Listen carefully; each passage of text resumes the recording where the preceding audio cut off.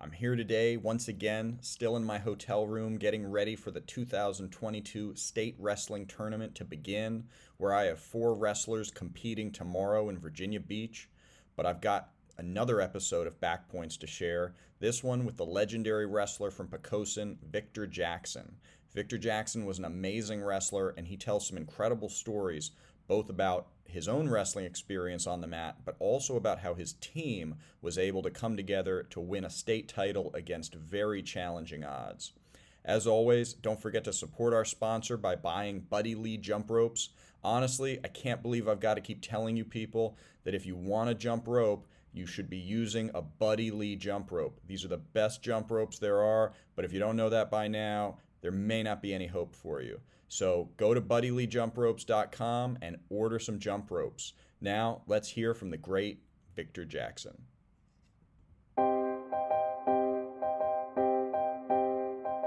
He taught me to get up when I didn't want to get up, when I wanted to quit. I had high goals, man. I've always had high goals. And so when I won it, I was just kind of like, oh my gosh, you guys are right. It's not the thrill of winning. It's the joy of having that personal goal and being able to achieve that and walk off the mat with your head held high and with your hand up. That just fueled my fire, and I was in every state championship match from there on until I graduated. That was when I really started doing the kind of wrestling that I was capable of. Anybody that steps in the ring and just decides to commit the entire time is a state champion in my book. I'm here today with the great Victor Jackson of Poquoson High School. I've wanted to talk to Victor Jackson for a long time. This is going to be a great episode. Victor Jackson was second in the state in 1997, and then he won two state titles in 1998 and 1999 after transferring from Wilson High School to Poquoson High School. He's had many other wrestling accolades, including winning the Beast of the East tournament and finishing third in the country at high school nationals. Victor, thank you so much for joining us for Backpoints. Thank you. Thank you for having me. It's an honor. Thank you. So why don't we start at the beginning? How did you get into wrestling? How old were you? What were the circumstances? So I was 8 years old, and actually my Aunt Sonia that I was just speaking with earlier, Aunt Sonia, she had invited me to come to a wrestling practice. She said, I found some program, they're having a wrestling, and I remember just being nervous, I was pretty darn scared. I thought it was going to be, the WWF, the way they, the WWF stuff. I thought I was going to get slammed on my head, Yeah. I was nervous. But lo and behold, she talked me into it, and I'm glad she did. Yeah. Sports take my life. Were there any other wrestlers in your family or anything like that, or she just thought you? No. It's funny because her sons were supposed to go out with me and they never went, but I did. So here we are. She made a lifelong wrestler. Actually, wrestling shaped my life. More than just wrestling. Completely shaped my life, I'd say. Well, I'd love to follow up on that in just a second, but why don't we talk a little bit about what was wrestling like for you in the beginning? Were you good at it pretty much immediately, or did you have to go through in the beginning, kind of a learning curve? What was that like? So wrestling in the beginning for me was I got pinned the first match. That's what I remember. I remember getting pinned, and I remember being on my back, and I remember looking up, and I remember thinking, man, I can't get this guy off of me. I can't breathe. This has got to be the hardest thing I've ever went through in my life. And for some reason, I went right back again. I showed up again. So what kind of coaches did you have in the beginning? In the beginning, I had a coach that Coach Thacker, and Coach Thacker's the man. He coached many good people. Coach would he coached he coached he knew what he saw. He saw in a person, you know, he saw that that there was a tough kid in me, and he saw that I also had a little bit of a mouth, you know. I was not only a tough kid, but I was a tough mouth, and he knew how to bring the best out of me. He would literally make me outwork everyone, and that's how I won in the beginning. That's it. Was that what years did you work with Coach Thacker? Was that youth? Yes, that was youth wrestling, Hampton Jaguars. We were Hampton Jaguars. There's names like Brian Stith. He actually was second in the NCAAs. He wrestled on the Hampton Jaguars with me. I'll tell you what, Brian Stith, he beat me. I was third in the state, and he's the one who beat me. Oh wow, yeah, Brian Stith, no way. He was real good. Yeah, Brian was very, very good. So then that third in the state was very, very good, you know, because like I say, Brian was second in NCAA Division I for Arizona.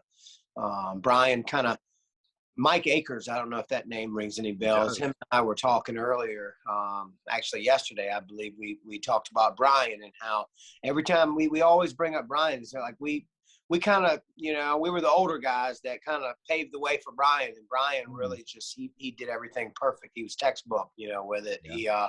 He won the junior nationals. He won the stop sign that Mike and I just couldn't get. You know, I think Mike and I made it to the finals that year in 1997. Yeah, it was 1997 after wrestling Slocum that year. Mike and I worked out that summer, and we ended up going to Fargo together. And that was the first tournament Mike and I really excelled together. We both made it to the finals. That was a run. That was tough. So let's give people some context about Mike Akers. So he was he a 4-time state champion? 4-time state champ. Yep. Yeah. Mike was a 4-timer. Actually the second ever in AA 4-timer. Him and I, we won two titles. Actually, I'll tell you an interesting story. Coach Ruff, I don't know, it's probably fast forwarding it this is fast forwarding a little to our to how we won our team title our senior year. Coach Ruff, he looked at Mike and I, and he said, I'm gonna need a tech fall and a pin out of both of you guys so we can wrap this title up, and that's how we're going to beat Christiansburg. Wow. It's like a tech and a pin in the finals, huh, Coach? All right, cool. We'll do it. We got you. So that is jumping ahead to a topic that I really do want to hear about. So let's just jump to that. So, and then we'll come back to some of the earlier career. So you guys beat Christiansburg, which had won a whole bunch of state titles, I think. 19 state titles, and you beat them. Yeah. And now was Grundy, they were single A, or were they? I believe we were all together. That's what I thought. That's what I thought. So So Christiansburg had like taken over, like it was between Christiansburg and Grundy, and I think Christiansburg had won it the year before. Grundy had won like 19 in a row, and then Christiansburg had won 1 or 2, and it was back when the state everything was tough, man. Yeah. To have to get through Christiansburg and Grundy in AA was, you know, it meant you did something as a team. You were pretty darn good, I think, you know, as a team, you know. Both of them were nationally ranked. I can't remember where, but Grundy was the one that had the really long run, and then Christiansburg was just starting their run. Coach what was it? Coach Kevin Dresser. Yeah, from Iowa. And then they also had Daryl Weber, who was also a national champ from Iowa. Yep. Oh yeah. And so interestingly enough, Mike and I both were coached by the same style of Keith Moreland. I don't know if obviously everybody knows Keith Moreland from the state of Virginia. Mm-hmm. He was the very first one to bring Iowa to Virginia. And Mike and I were pretty blessed as young guys. think well, first we got Coach Darkus, and I guess we could, Coach Darkus was from Iowa State, and he was very good, man. I remember that guy would he'd tell you to go out and kick that guy's butt, and you did it. That's it. You know, I remember once Coach Darkus. That's how I ended up second, and that's how I beat Mike Piazzolla. I mean, Mike Piazzolla was when we were growing up the best. You know, one of the best, if not the best, from Pennsylvania. At 132 is the weight class that I wrestled him in. Coach Darkus, you know, he had this this aura about him. When he would get in your corner, you would just feel like you were unstoppable. He says, Victor, you know, let's get it. And he goes, does that little thing. And you imagine this little short guy, you know, he's no bigger than 125 pounds, you know, and he used to kick our butts all over the mat, you know, but it was great. You know, he had an interesting style. He was second in the world, actually, Coach Darkus was. Second in the world. And I can't remember what weight, but he wrestled for Bobby Douglas at Iowa, and he was a PA guy as well. But yeah, he motivated me to beat Piazzolla that year at Cadet Nationals. I ended up it was 9-7. That's a match that a lot of my friends and we still talk about. You know, it's if I could have got through Coit in the finals, though, then I would have done something. You know, every time I went to a national tournament, it feels like I was one match. You know, one match shy of that title. And, you know, so that's going to haunt me forever. You know, forever. Yeah. Wrestling, right? Sure. Yeah, there are always matches that we want to get back. Oh, man, if I could get back on the mat with that guy. So, interesting story. 9-2 was what Coit Cooper beat me. And Coit was, 5-time world team member. So, I was up against that guy. You know, he was the outstanding wrestler of the Greco that year at Cadets. He was outstanding wrestler like every year. You know, he was I was at the weight class, you know, so if I were going to win, I would have had to go through him. But that score, if we rewind back to the 10th grade, Richard Slocum, it's funny, he beat me in the finals 9-2, same score. I don't know what that 9-2 is, but then 3 weeks later in freestyle, I got to wrestle Richard Slocum, and I beat him 9-2. Something about that score. Yeah. And then I don't know, fast forward that same summer, rest in peace, Richard Slocum. You know, he ended up passing away that summer. Great competitor, you know. He was very, very tough wrestler. Unfortunately that year he passed away that year, but so then Coit beat me 9-2, same score, you know. I don't know, maybe something with that score. 9-2. So tell me about the state. So Poquoson as a team ended up winning the state tournament. You beat teams like Grundy and Christiansburg, which were nationally ranked, amazing teams, and you beat them. Did you guys as a team plan to beat them? Did you talk about that? Were you guys gunning for, was it all about the individual scores for like your state title and Mike Akers' state title, or did you guys have a real cohesive team that really wanted to be number one at the team level? Mike and I had wrestled our whole life together, you know. We were lucky enough to have Coach Moreland, Coach Darkus, Coach Joe Boone, Coach Boone. I mean, Coach Boone, he brought the meanness to the bunch, you know. He taught you how to just be brutal, you know. So Mike and I have been trained, you know, you got to figure by the best of the best, you know, for all these years. And I was fortunate enough to transfer to Poquoson, and where Mike and I were able to push each other. We were just talking about it, like imagining if we would have went to college together. Wow. I mean, I could only imagine what we'd have done for each other there. Yeah. You know, it's those coulda, woulda, man, you know, things that we discussed. But so Mike and I had we just believe we can do anything. Like when your coach comes up to you before the state finals and says, "I'm going to need a tech fall and a pin out of you guys so we can wrap this thing up," and your answer is okay, like then that's really that's it. That's where we were mentally.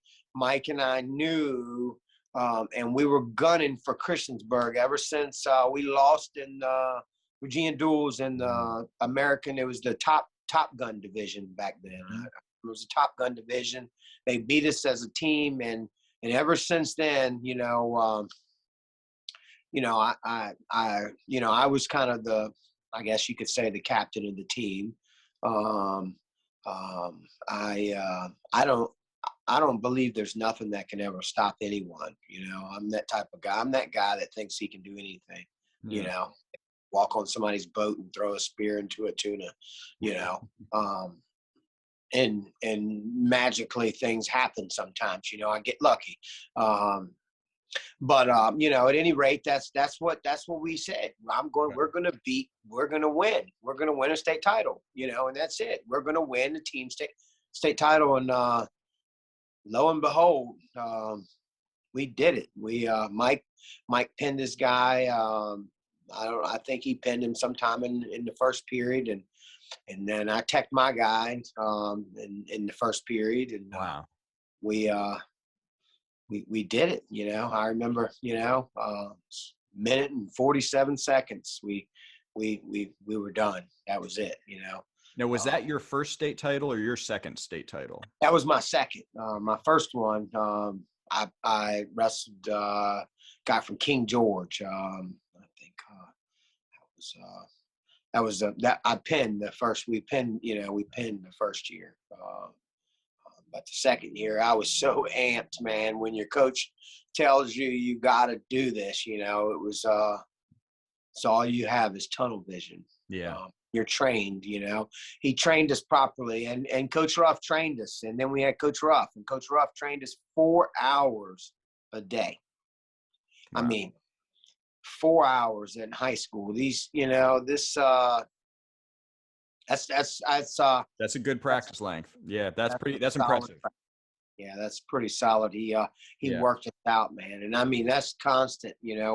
By the end of that year, we were drilling nonstop. Like, I mean, it'd be four me, high crotches, four high crotches for Mike, 4 high crotches for me, 4 high crotches for Mike. 4 sweep singles, 4 sweep singles for Mike, I mean, just like that. And it was you become a robot when you train like that. It's kind of like I've had an opportunity to get in a couple rooms here or there, and I try to tell the kids, however you practice is how you will compete. If you and that's the best thing I could ever teach any wrestler, any kid, is however you train is how you will compete. Your body, it's like now, I took probably 16 years off the mat. I didn't forget anything. So my body learned. This is learned behavior, learned skill, your body, almost learn behavior. You repeat, what you train. So if you train lazy, you're going to get lazy. Yeah. But if you train as hard as you can, and every time you take that high crotch, you cut the corner, your head's up, you arch your back, you're tight, to the guy's thigh, all the way down. If you train with perfect form, you're going to hit it perfect in a match. Yeah. And that's all there is to it. And that's you when you pull the guy around, you make him step, boom, as soon as he steps, and you practice every time like that, you're going to hit it just like that in a match, point blank. There's no There's no ifs, ands, or buts about it. So however you want to win, you want to win, you want to lose. That's however you train. It's that easy. So for me, I remember I went to the what's it called? The Jay Robinson intensive camp.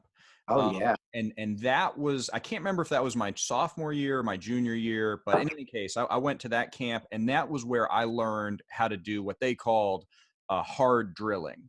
Where, I'm sure it's the kind of drilling you did where That's exactly what I'm discussing. You drill hard, you drill perfectly. They said this is like a college room. This is how you drill in a Division I room.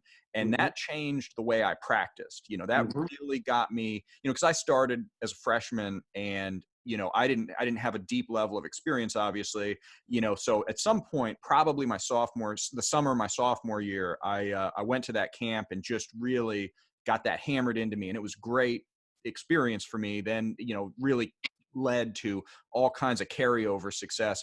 What about you? Did you always have that mentality of perfect, drilling, hard drilling? Did you have to learn that at a certain point? What's your memory? Yeah. So I did. I when I came from the Hampton Jaguars, I was just an athlete. I was an athlete with talent. Kind of like some of these wrestlers. That come from these inner city schools. That I was just a talented athlete, and I came to PWA, and that's when Coach Boone got a hold of me. It's funny, Coach Boone. I remember him making me do high crotches up and down the mat for the whole practice. And I'd be looking at everybody else wrestle, and I'm like saying, Coach, come on. Like, did you forget about me over here? I'm like, I figured it out. And he's like, no, you got to keep doing it, And it was like the best thing that ever could happen to me. So I say it, I tell kids when I'm teaching instruction now, the hardest thing, I just tell them to slow down, just stop, slow down, just listen. I'm going to have you do this, and I want you to do it slow. That's the first thing I tell them, because I remember myself, how unlearning a behavior, to your brain is harder than learning something from scratch. Yeah. So, because it's confusing. It kind of throws a little confusion factor in there.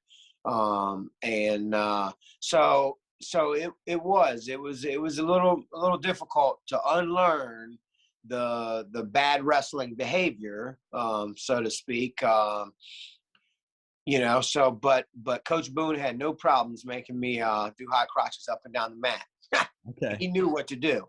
He knew what to do, and I think I was probably 11 or so. But to finish that question, I was yes, at a young age I learned how to hard drill, and at a very young age, and 11, 12 years old is when I learned it, and I learned it from the best, and that's when you had Coach Darkus, and you had Coach Morlam. I mean, to be a kid and to have this kind of coaching in the room, Coach Boone from Granby and Oklahoma, Sooners, which was like top-notch program back then, and then to have Kevin Darkus, second under Bobby Douglas, as a coach, and in the second in the world in freestyle, and then Keith Morlam.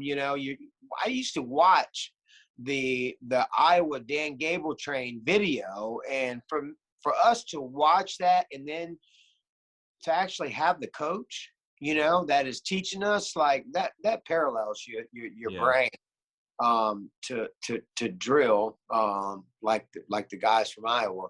I mean, you already have them in there, and they're speaking to you, and it's just motivating, it's just great. Yeah. So that was learned at a very, very young age. I'd say I was pretty blessed, to be able to train like that. It sounds like it. From such a young age, I really like that that experience you said how he made you do high crotches the whole practice one The whole day? the whole practice. I mean, and as a kid, you're like think he's picking on you or something. Yeah. You're like, come on, coach, like, and I like my head. I'm in that practice in my head right now. I mean, up and down the mat, PWA. So there's 2.5 mats, and from one end to the other, the same move.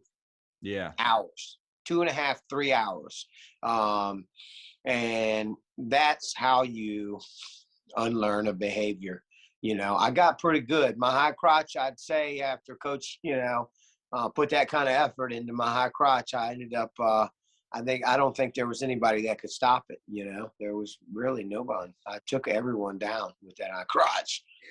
So I've talked to some Great Bridge guys, and for them, they've got this system at Great Bridge. Obviously everybody knows, the Martins have the system, and, everybody that goes through learns that system. And, I think there is less of an individual. I'm sure that they coach people as individuals there too, but what was that part of it like? Like, did everybody do high crotches at Poquoson under Boone, or was there, you came in, maybe you had an amazing high crotch and Akers had some, a low single. Yep. Yeah. He was the sweet single guy.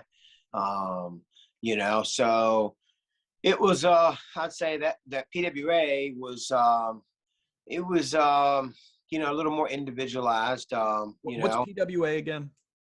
Peninsula Wrestling Association. Okay. And PWA is actually a branch off of the Virginia Duels. So the Virginia Duels basically, created money, sponsorship, and this is where they brought in these top tier coaches for us at PWA.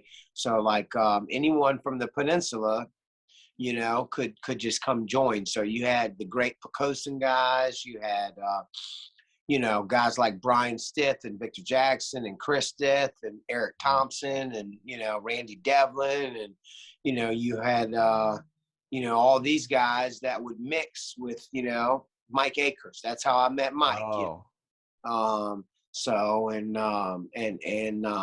Frisch Corns, you've got a lot of talent came out of PWA. It was really, we were really, really blessed to have this program. So they would pretty much teach everything, and then coaches would just kind of individualize. You'd be like Coach Boone would work on my high crotch. Mike Akers was the sweep single. I was never a pinner. Coach Boone would say teach Chris Stith or Brian Stith, stuff on top. He really didn't. Top was not really my deal. I just did the little diamond and push him, and that's it. I've never been a pinner, but so that, yes, that's about as far as is that. It was more of individual, Yeah. So wasn't there a story about you hand delivering the trophy or the championship once you guys won the state title to a teacher who was kind of special? Oh yeah. Well, that's pretty wild. Yeah. So that you mentioned that. So that right there, actually, you really, kind of took it back, to hold on, Victor, you slow down. It wasn't, forgot Mr. Hopkins. Don't you dare.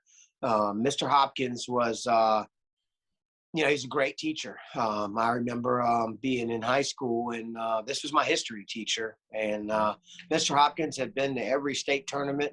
Poquoson we had lost to Grundy. Mm-hmm. And he probably was, I would like to think Mr. Hopkins probably saw us win last time, before then. And that was years prior. Mm-hmm. So Mr. Hopkins made it very special. I forgot, and I'm glad you brought that up. I can't, that would that would be bad. So Mr. Hopkins, that was the deal. We were going to win it for Mr. Hopkins. Okay. So Mr. Hopkins was battling cancer that year. And Mr. Hopkins came the year prior. And we just couldn't pull it off. You know, it was Grundy and Christiansburg was very, very tough back then. Very tough. You know, very highly ranked, you know, ranked very high nationally.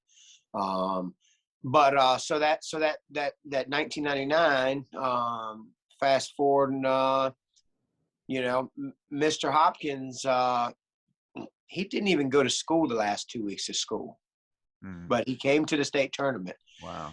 So that tells you what type of fan he was, and so that meant a whole lot to us as a team, you know, and so every point. You know, that we put on the board, you know, was for Mr. Hopkins, you know. We really, and it took every one of us as a team.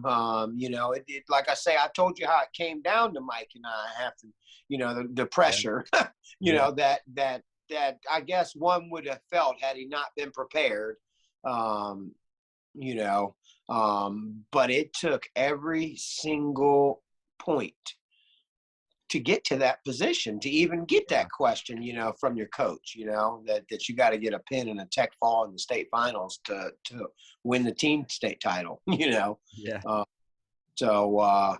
Yeah, That's Mr. really Hopkins, meaningful. that was awesome, man. Once my match wrapped it up, see, we had Jacob Inge, my 60 pounder.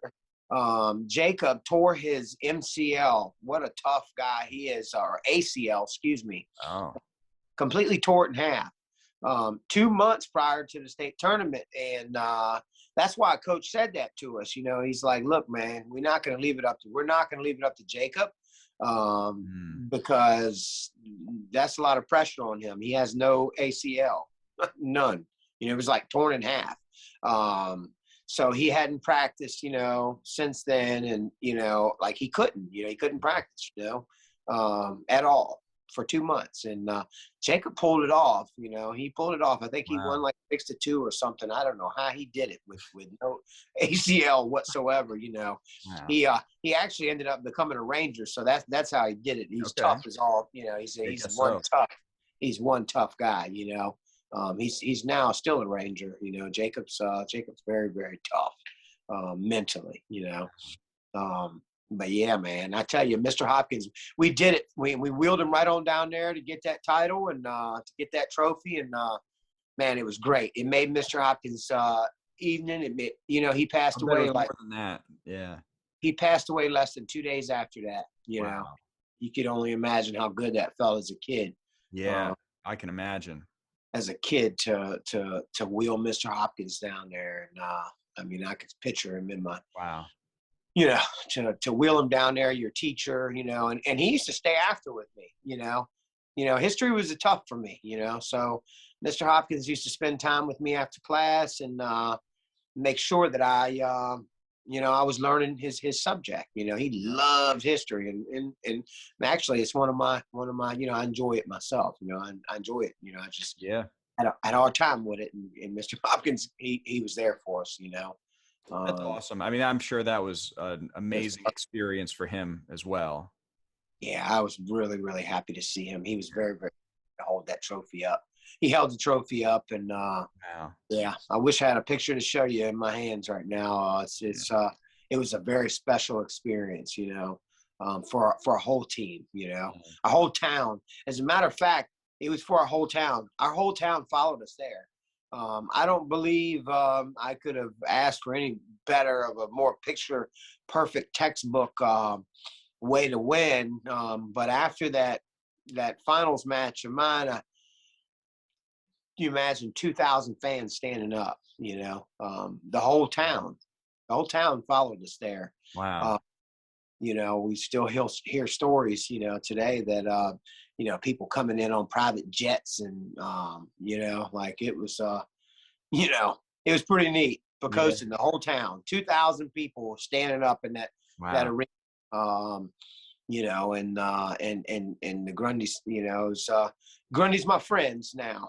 I've got they always have, but during the wrestling, we weren't exactly Sure. but Grundy was it, man. It was you hear nothing but silence from that side, and there was no silence before that moment, on that from that side. Never, no silence. That Grundy Golden Wave would stand up, and 4,000 fans stood up over there. They had their whole town and everybody in the town next to them. Buchanan County and and the town over. Everybody supporting wrestling from there, and it's really like that. I've actually just visited Grundy recently, and this past year. It was a great experience, man. That place thrives wrestling. That's a wrestling town. That's a real wrestling town. Yeah, I'd love to. I've actually never been down to visit, but I'd like to do that. And I'm going to have I think his name's Tass Robertson. Is that? Oh, yeah. He'll be on the show before long. Tass is a great guy. I actually, you want to hear? It's so much of a wrestling town that my wife and I at the time we actually had a police escort to wrestling practice. Wow. I mean, if it's pretty funny. The guy that hosts us, we stayed at an Airbnb. He great guy, beautiful home. He was all excited. Victor, you going to wrestling practice? He shows up. He says, "I'll be at the house. I'll be at the house. I'll meet you there at so and so time." And man, he shows up, and man, we get in the car. He's ready to go, man. We get in the car. We start driving, and he's a police officer. He's like a detective or something there. And man, we just drive. The next thing you know, there's another one or something, man. And we're rolling on through the town, going to wrestling practice, right? Awesome. Going to practice, talk about a wrestling town. I don't believe I've ever seen anything like it. It's pretty awesome. That's guys, they eat, breathe, and now I see why they were such great competition for us. Mountain boys there, man. It's you eat, sleep, and breathe wrestling. So that's a good point. So I know that there they eat, breathe, year-round wrestling. What was your year-round routine? Did you wrestle? Okay, so you wrestled year-round. Wrestling. Wrestling from the time I was 12. It became a year-round sport. All the way. Did you do any other sports? No. I thought, hold on. I did. I tried. I went out for football, and it got in the way of wrestling. So I quit. That's nothing will get in the way of wrestling. It's one of those sports, where you had to have 100% dedication if you wanted to win. I remember speaking of dedication, so like cutting weight. I don't know, cutting weight. I believe I did that one time, and Coach Boone, he's a part of that story too. He talked me down. So after getting second at Cadet Nationals at 132, I had to come up to Junior Nationals the next year. And Coach Boone said, "Man, you better." I wrestled 132. "Man, you got to get out to 123." I'm like, "One what?" "No, Coach, I can't make that. 123." I weighed like 140 something, 144 maybe. Yeah. And I was pretty solid. I had no fat, Sure. But, wrestling back then, so did everybody else. That's right. So what were you going to do? You're going to win or lose, You better get it the right weight. And that's it, So lo and behold, Coach talked me into going 123, and it was my first year at juniors. And if I didn't wrestle 123, I don't know what would have happened. But so I made it. I started cutting weight, and next thing you know, it was like pretty easy, right? By junior national camp, I was already 125, and things just looked very easy. It looked like it was going to be smooth sailing, and then I think it was Nate Parker talked me into going to Wendy's with him or something, right? So we go to Wendy's up at junior training camp, and it ruined my weight. It ruined my weight, man. It that cheeseburger stuck on me. And I remember being out at Fargo and Mike Akers and I setting up at 4:00 in the morning the night before. I'd called home. I was ready. I'd quit. I was done. I said, there's no way. I'm not going to make weight. I weighed like 126 or something. I was 3 pounds over still, you know. And I was like, forget this, man. And I'm not a quitter, you know. I didn't feel like I could get them last 3 pounds off no matter what. Yeah. You know, it was sticky out there. I remember it was mosquitoes all over the place that year, you know, and I was outside running. I just couldn't get no weight to drop. The cheeseburger was stuck on me. You know, so but finally I don't know, somehow we figured out how to drop the cheeseburger, and up all night long the night before weigh-ins. I'll never forget it. I wrestled a guy named Jeff Ratliff in my very first match, and I made it like 30 seconds, and then I died. You know, I had no energy, you know. Yeah. I think Jeff beat me. He was from Marion, Ohio. He ended up becoming an All-American a couple times or something out at Ohio State. But Jeff beat me that match, and then I wrestled. After that, I filled out, you know. Coach wanted me at the right weight, and I won 9 straight after that. And I ended up getting 5th because of the round robin. But I beat Ryan Lewis. He was I think he might have become an NCAA champ, or second at least, out at Minnesota. I beat him. It was 9-7 or so, and like the second or third, you know, All-American round match or something. He ended up winning it because of round robin points. Ryan won that match that year, you know, even though I beat him. And then the following year, I never went back. You know, I should have. I probably would have won it. Yeah. You know, those things, right? You look back and you say, man, you know, if I would have done something a little bit different, I wonder what would have happened, you know? Yeah. You know, that's I mean, how could you go to juniors your first year and then not go your second, you know? I don't know what I was thinking. I was thinking I don't know. Not smart. Do you think you just wanted a break? You wanted to? I was burnt out. Yeah, I think so. Because that year, that senior year, that was the year the Team USA came to wrestle us. Okay. I don't know if you remember that. There was it was called the Dream Team. Yeah. Came to the Lake Taylor High School, and it was Virginia versus the United States of America. You know. Okay. Yeah.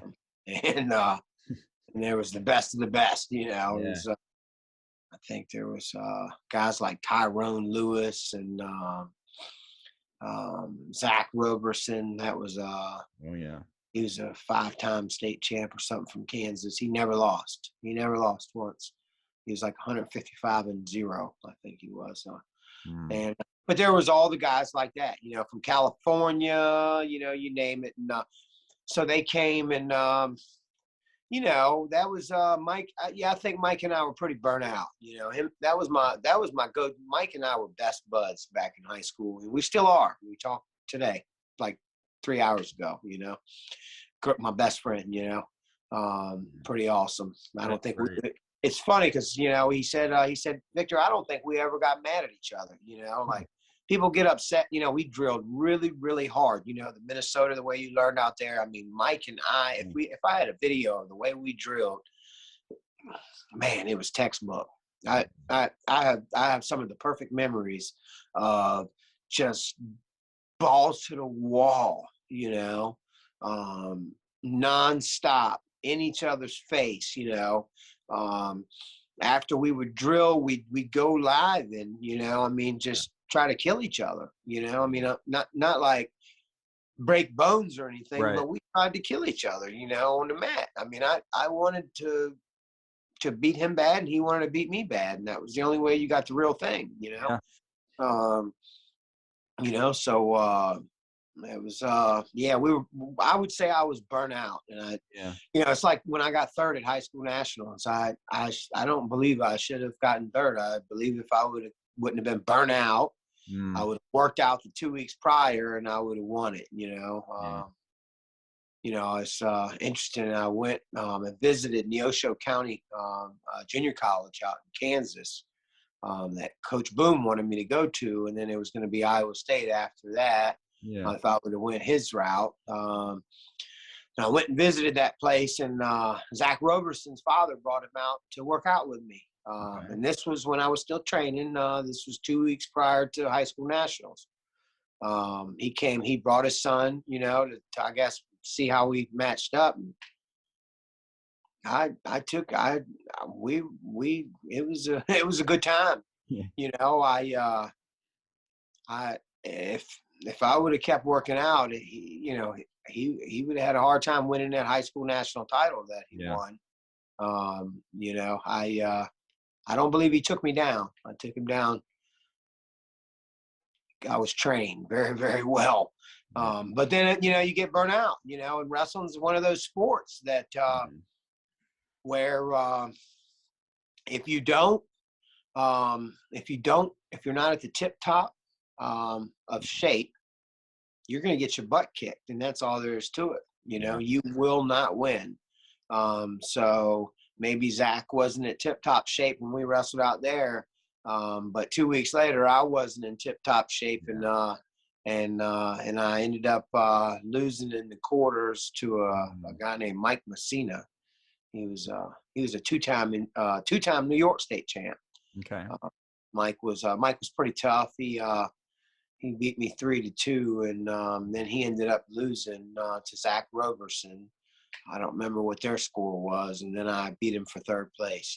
So just like you and I were talking, I think third place is tough. I respect third place. I respect third place. Yeah. Because it's hard to win after you lose.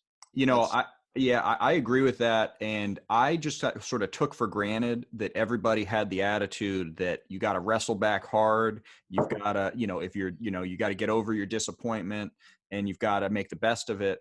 And, so I didn't really give myself a whole lot of credit for placing third, but, with some, more perspective and, seeing more kids come through who have a lot of trouble wrestling back. Now I get it. I see much more how, placing third, that's not all talk. That's an accomplishment to be able to go through those wrestlebacks, especially you lost in the quarters, I think. Yes. You had a lot of wrestleback matches. Yeah, that was That's a lot. Yeah, I got in shape, getting myself back to that. Yeah. It crushed my, because like I say, you crush your spirit, it's like, man, I can't win now. And going from, I like I say, I visited Neosho, Kansas, and man, I just knew I was going to hands down win this thing. I guess I knew a little too much, and that's the point of, that's what wrestling's like, Yeah. You get a little too overconfident and you don't work out. Well, somebody's going to show you that you can lose. Yeah. And that's what happened. I don't believe if I were in the shape that I was in, I seriously don't think that would have, there's no way. There's no way, I literally, went out and competed with Roberson, who won the title. And it was definitely, it's, I'm embarrassed, even to this day, for not working out those 2 weeks. It's very embarrassing, and it hurts. It still hurts. Wrestling's one of those sports, you wear that loss, you wear it forever too. You wear it forever. So tell me, is there any story about how you ended up at Poquoson? Because Poquoson seems like it was the perfect place for you, but you didn't start off there. You were at Wilson in the beginning. So how did you end up at Poquoson? Yes. So Mike Akers, it's funny, Mike Akers been telling me that I'm going to end up at Poquoson the whole time. Come on over here and work out with me, Come on, you come to Poquoson. I'm thinking, I'm going to kind of talk about, So anybody that knows Poquoson, you know, back then it was not exactly a place where anybody of a brown skin would you'd be a little nervous, you know. So you know, but it was like the best place, best thing that ever happened, you know, for me. It was great, you know. You would but yes, there was there was a fear, you know, in going to Poquoson High School. You know, it's like, you know, it was there's stories there, you know, that they say, you know, I haven't seen them, but you know, where minorities don't want to find themselves out there after dark, you know, from back in the 70s and 60s, you know. This is that kind of town. So for me to you know, end up there is pretty neat, you know. I was taken in by the Thacker, you know, wrestling family. You know, they Tim Thacker, he took me in, and he you know, he asked, hey, you want to wrestle at Poquoson, you know. He had a son, Curtis, and Curtis was on my wrestling team at the Jaguars. From the time I came up, and he kind of knew that you know, that I had the talent, you know, to where I needed to be at a good school, you know. And at the time we lived in when he took me in, we lived in Newport News, and he went and rented a place in Poquoson. He's like, man, we gotta get you there, you know. We got to get you some good coaching, you know. So, and I'm real grateful that he did that for me, you know. He, you know, uprooted his home, and moved us on out to Poquoson. Wow. You know, you're this white guy, you know, and I'm mixed, a mud of everything. You know, I've got a native, a quarter native, a quarter black, and a half Sicilian. Mutt, you know, that this white guy, you know, just picked up and moved out into Poquoson. Wow. You know, that was pretty bold of him, but you know, it's amazing. You know, Poquoson is my home. You know, I feel more at home now, even at 40. In that town, you know. I recently going through a separation where my wife and I sold our home in New Kent County. But I feel more at home at Poquoson than I have in any town. Wow. And that's speaking volumes for the people of Poquoson. Yeah. On how they it was the exact opposite of what everyone feared. For me, in my situation, it was great, you know. Wow. I still have many of my brothers that, you know, I consider just that, my brothers that are still there, you know, that I go visit, and you know, they're just, man, it's just the warmest town that embraces wrestlers, you know. Yeah. I mean, my principal, her name was Miss Judy McCormick. I mean, if that, you know, doesn't tell you anything, the biggest wrestling family in, I'd say the biggest, one of the, if not the biggest wrestling family right now, presently. You know, they've sent 2 or 3 through UVA, and they're shooting out NCAA wrestling doctors. You know, it's pretty cool. You know, that is cool.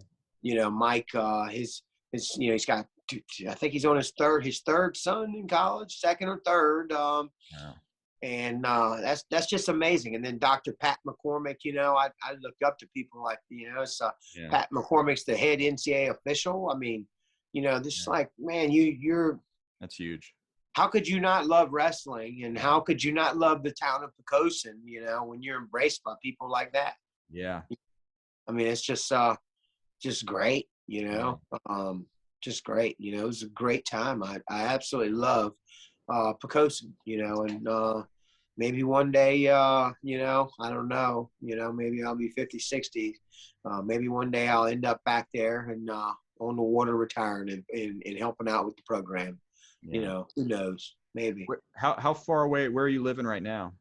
Right now, I'm actually, surprisingly enough, I'm in Ocean View, the Okay. beach.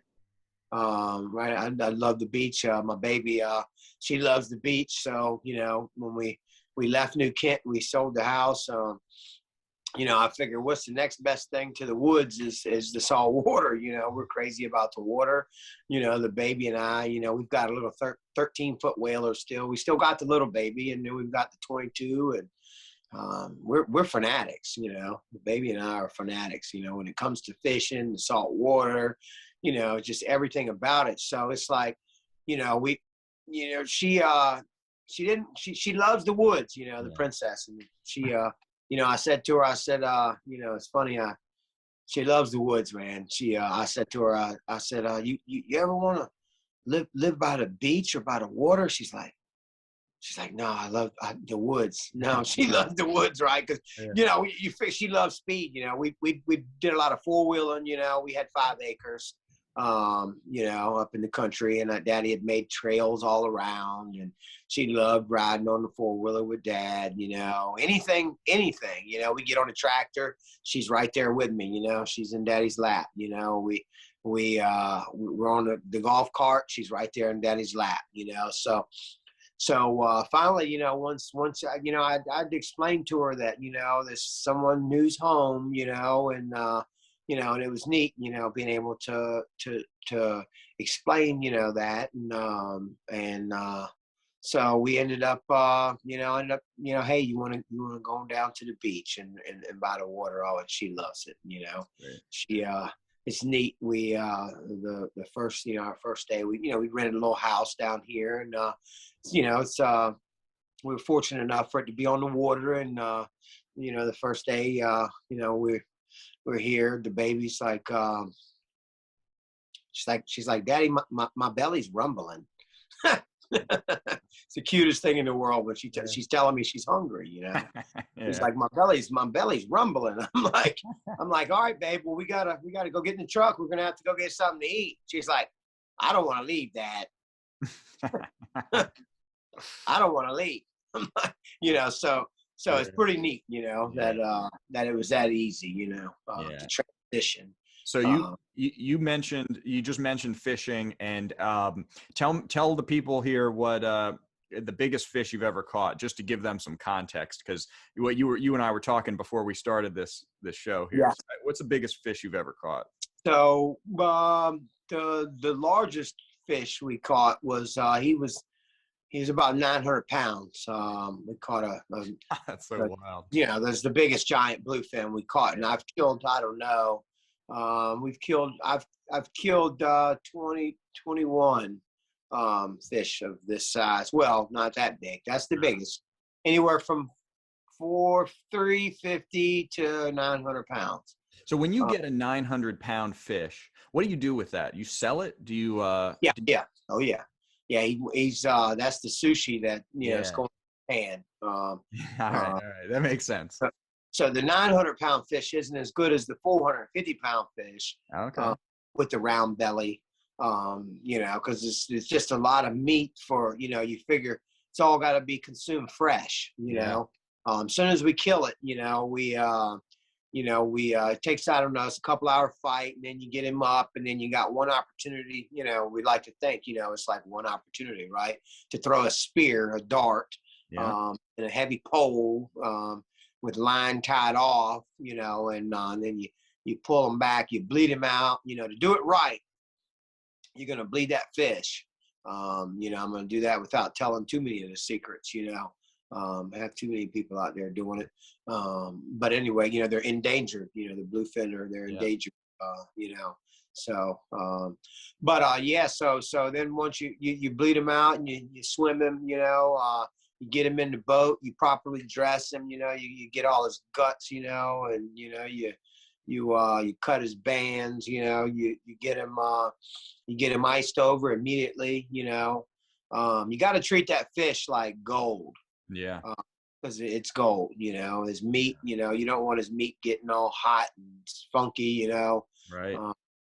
A lot of people do that to these fish, and it's not right, and so it's kind of how the market's a little messy, people bringing in hot fish and laying them on the deck, and messing up the money, messing up the market, messing up the meat, and in the species. In my opinion, you don't need to kill that fish if you're not going to properly dress him, and present him to the man, to send him off. So then once we do all that, we're on the way back. You take him, to the fish house, and they pull him off with their crane, and weigh him, and immediately cut whatever the other half of his head off, and then they pack him. They test. They shoot the little deal and check his fat content, and they're checking his color, and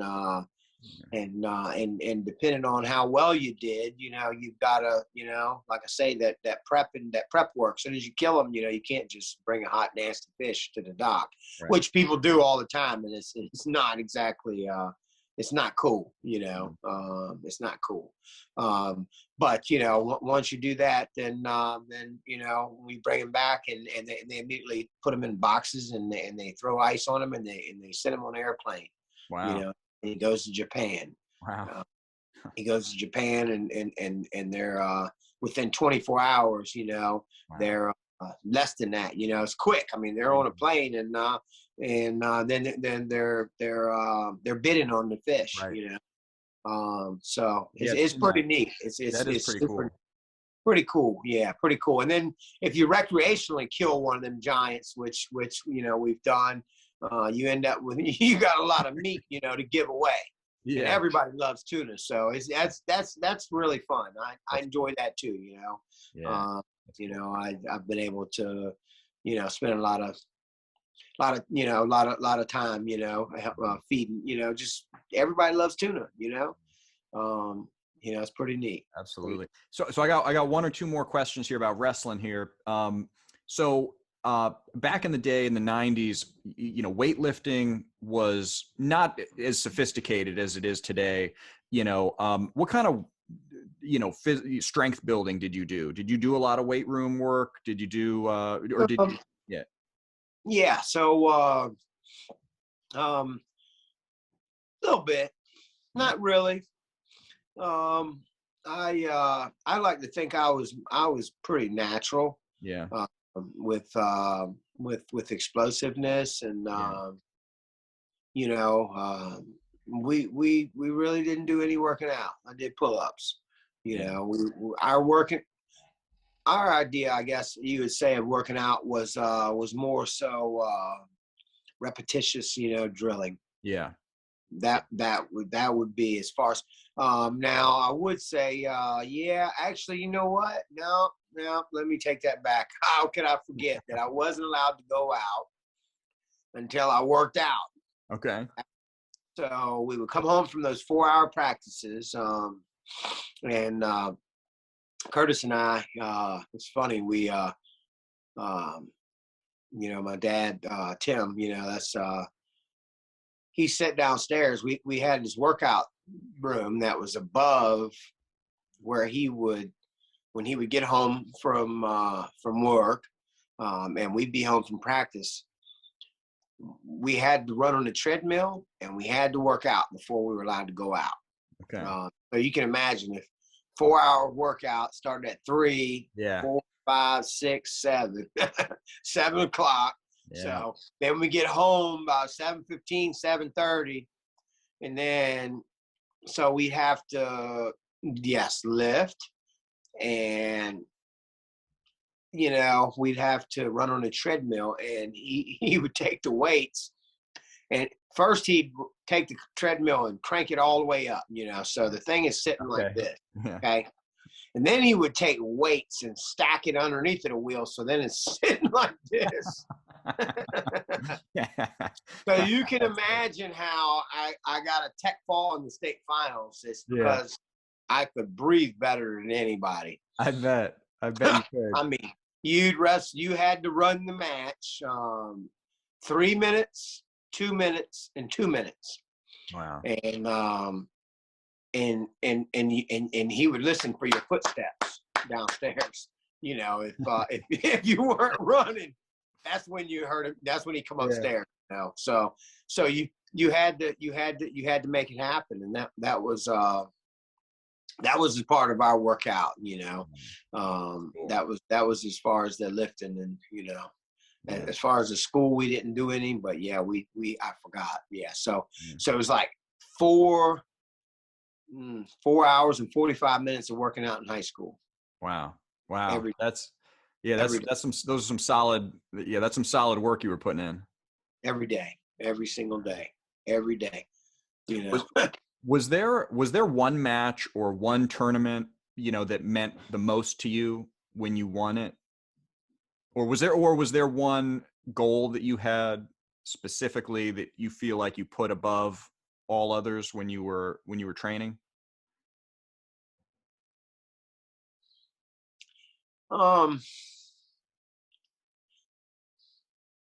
say, well, I mean, I never won a national title. I always came really short. I'd say about the best medal that I think I have still is winning the Beast of the East. Yeah. That tournament it's a prestigious tournament. Yeah, it is. You know, I almost canned it. You know, I pretty much, you know, I'd wrestled a guy from McGuffey, and then I wrestled Scott Moore. I think Scott and I wrestled, and we had a great match. It was a tough match. I found out who he was. I think it was like 5-3, and that was in the semifinals, I believe. He was tough on top, especially. I mean, I couldn't get off the bottom.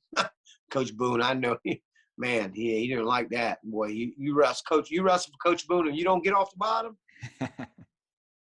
You better tighten up. That's all I got to say. You better get off the bottom. No, I had a hard time with Scott. He was very tough, and then I made it to the finals, and I was the only one. Well, Mike Akers did. He lost, and his Josh Moore beat Mike, and then I wrestled Mike Maney. I built up I think it was like 12-5, and a nice lead, and then I somehow ended up going straight to my back.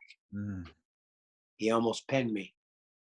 Wow. I was like, I almost went from like winning this tournament to getting pinned in the finals, you know. So I just held on just long enough, man, as I was on my back, man. 12-10. Wow. So that's I'd say that's probably my best medal, you know, winning the Beast of the East. It could have turned out a different way. I ended up still hanging on for that gold, you know, and you know, that was probably the best one. That was the best one for me, you know. The Cadet National second meant a lot to me. Beating Mike Perazzola in the semifinals, but you know, obviously getting second place as a wrestler, we don't want to get second. I mean, if anything, I'd rather get third, right?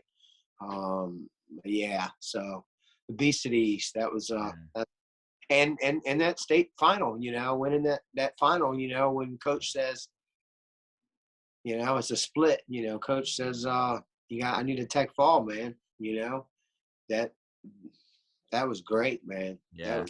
I don't think I could have asked for a better ending to our high school career, because we won a team state championship and an individual all in one, you know. That's awesome.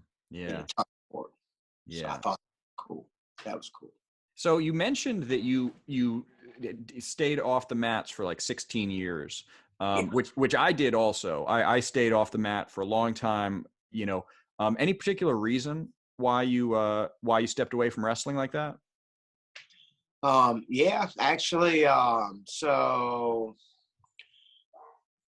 my college decision wasn't exactly the best wrestling decision. I mentioned Neosho County, where I should have went if I wanted to become the best. And I'm sure that if I would have went to Neosho, I would have been at least in a couple-time All-American. My goal would have been a couple-time NCAA champion, and I think I could have won my NCAA titles. I think I would have done it there. But I decided to go to Lock Haven. For many reasons, I'm glad I did go to Lock Haven. You know, my life wouldn't be where it's at. You know, all my friends, you know, my whole life would have flipped. I'd be coaching a college right now if I would have went to Neosho. Yeah. I would be stuck out in the Midwest somewhere, and I wouldn't know what salt water was. You know, I mean, you know, with short of you know, fishing, you know, a little bit, but you know, that's me. You know, that's a part of who I am, and my daughter, and my, you know, my boys, and you know, it's we you know, we like the salt, and not, you know, wouldn't family wouldn't be what it is, but so Lock Haven was more of a Coach Ruff, my high school coach. That was more of his help, and Coach knew a guy that helped me my first year. You know, I was Prop 48. I was ineligible because, you know, I'd you know, kind of bounced around in the foster care system. You know, and so it was like, you know, it wasn't any fault of my own. You know, I just, you know, I didn't have match, you know, classes didn't line up from this school to this school. And after, you know, I don't know, I probably went to 7 or 8 high schools before we finally settled in. You know, it was you know, for this family and that family, and you know, so you know, I was Prop 48. I ended up at Lock Haven. Lock Haven was a wrestling town. It was a great wrestling town. Wonderful wrestling community. I love it to death. Kind of like Poquoson. I go back. I went back a year and a half ago. Coach Moore's there, and he's coaching at Macktown, USA, and it's just great. You know, it's a great place. But at the time, Coach Poth stepped down. My third year, Kerry Kolat came in, and to have Kerry Kolat as a coach, after all the coaches that I had, it's like, whoa, dude, you got an Olympian coach now, dude. He just gave me his Nike shoe. It's like, whoa, hold on, man. Like, man, you got an opportunity here, right? So my third year, I'd already had Jamar Billman as a workout partner, one of the best workout partners you could ever have, just a little bit bigger than me, but the best. I had Adam Kaya, who was from Turkey, second in the World Cup. It's an awesome workout partner. Couldn't ask for better. Then I had Kerry Kolat come in my third year, you know, and it was like, all right, I can win a national title at Lock Haven. I got Kerry Kolat, you know, like, how could I not do this, you know? So, and Kerry was, you know, he had got me back, you know, mentally right, you know. Okay. You know, because I'd become complacent, and just complacent with just going through the motions, you know. I had very good coaching as a youth, you know. So, so when Kerry came, it was like, all right, great, man, we're going to do this. And then, Coach Poth stepped down. There was some coaching change, and then Coach Bonomo took over. And Kerry Kolat was no longer a part of the staff, and that's when I went to transfer out. I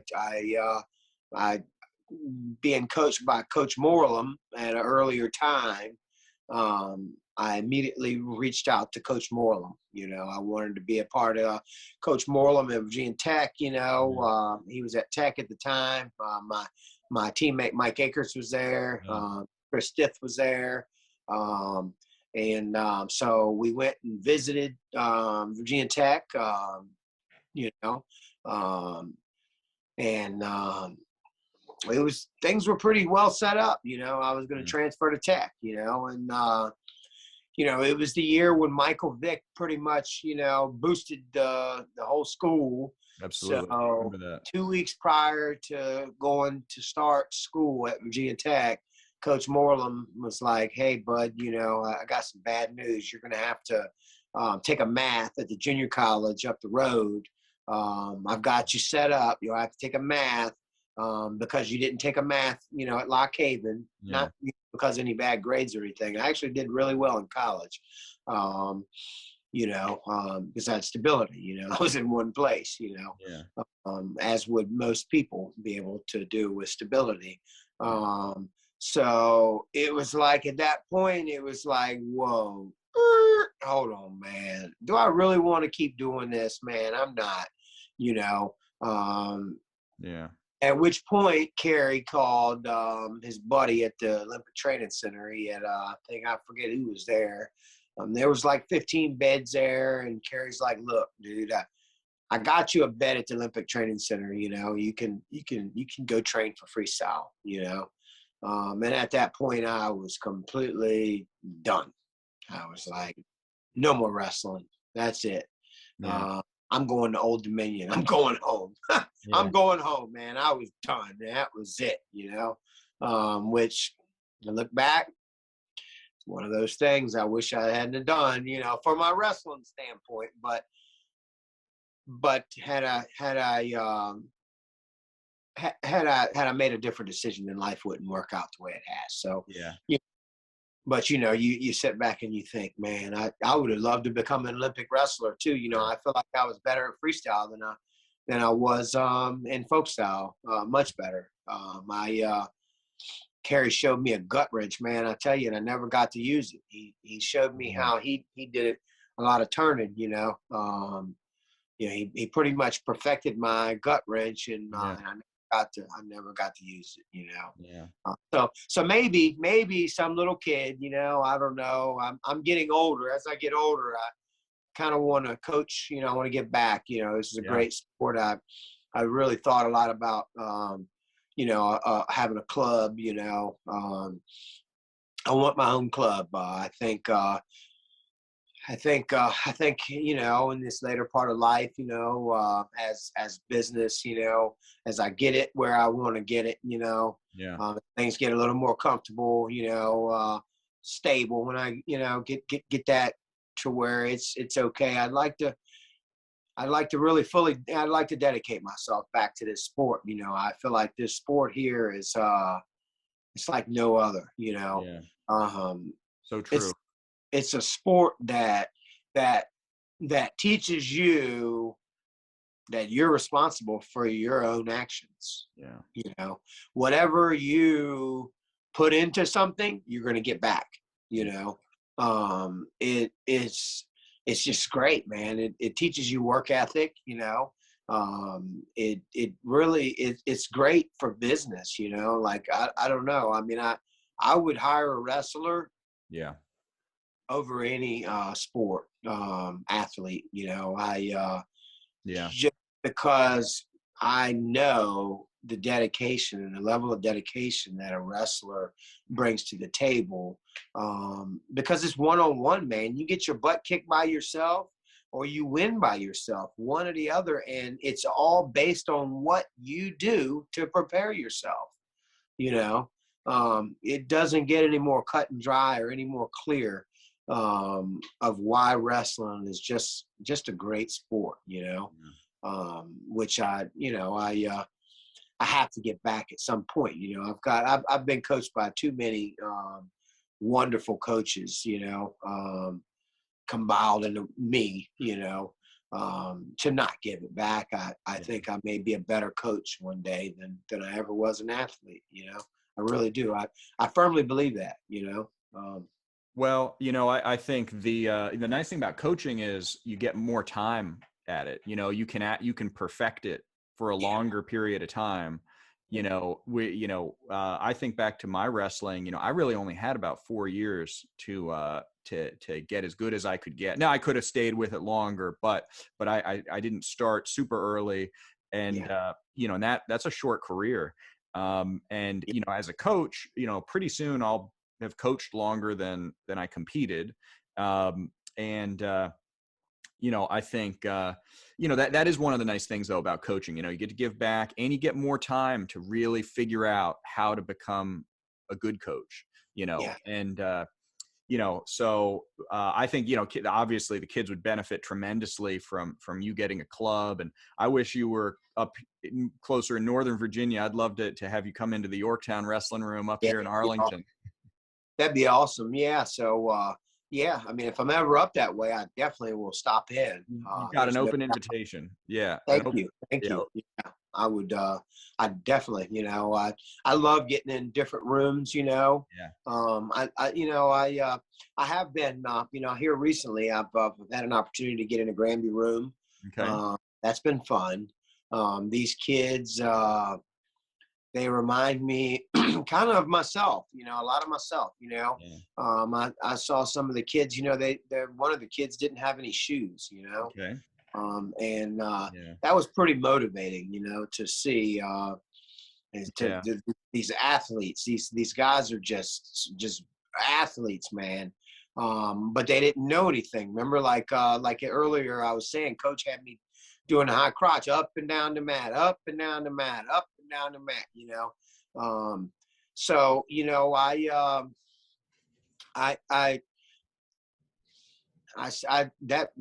that was very humbling, to walk into that room. Like, so I went from New Kent's room, which, they're just kicking everybody's They butt. are. And these kids are just amazing. And I'm going to tell you, they're gentlemen, what gentlemen this sport creates, these guys at New Kent, I mean, just humbling gentlemen. Coach Foss, what a great coach. My hat goes off to that man, because, I'll tell you how he built that program. Is that man is humble. He doesn't have an ego in front of him. Yeah. Wrestling, a lot of the best don't have an ego. And I love that about this sport. It takes your ego, man. I don't care, how good, the best wrestlers that I know and the best coaches, their ego's out the window. Yeah. And to go, like I say, to go from, being at this is perfectly oiled machine at New Kent, and to walk into a program that doesn't have wrestling mats. They got to roll the mats up at Granby. That's where I started. That was Hampton High School. We had to roll up the mats. It's pretty humbling. It was very, very humbling. These kids. It'd be neat. It'd be neat to to have the time to dedicate, to some athletes and to see how they pan out, Absolutely. the perspective that I bring, Yeah. I feel like I've had many different people's, styles thrown into the pile of me, this mutt. So we got to wrap up in a moment, but why don't you let folks know, is there what are you up to now? Is there anything they should get in touch with you about, or, anything, anything you want to put out there? Yeah. So, I'm just, enjoying life. I just turned 40. I just turned 40. So you turn 40, either you got it figured out or you might want to try to figure it out. So yeah. I'm still trying to figure it out. I don't have it figured out yet. I'm just, I've been remodeling, I've been remodeling. I started out, I came home from college and started remodeling homes, back in 2003. It's, kind of like a big kid in shop class, is what it is for me. It's a lot of fun. A lot of passion. It's same thing that it's just like wrestling, if you love something, you put it all into it, so I started that, and I've been just fixing up homes. Very nice. Right now I call it a retirement plan, starting this handyman company. You figure I'm 40 years old. I don't want to work for the rest of my life like an animal anyway. Remodeling can be pretty tough on your body. At least me, I like to do it all. I'm not scared of anything. I roof. I'll get on your roof. I'll put your floors down in your kitchen. I'll go from that, and I'll frame you a garage or something, you know. But all that stuff can be pretty strenuous, you know. You know, so as I'm winding down, I don't know if you call it winding down or 40 to 60, I guess. So yeah, I guess so. I'm getting old, you know. So I'm I'm planning myself you know, into this little handyman deal, you know. You always wanted to be the big guy building the houses and remodeling the whole house, and now I'm like, I just want to enjoy fixing the little things here or there, you know. So, you know, you know, in this area, you know, Hampton Roads area, that's if I can get out and be of help, you know, that's all I'm doing anymore. I'm doing that and a little bit of fishing, and other than that, just loving life, man. Life's great, you know. Can't beat it, man. You know, you just you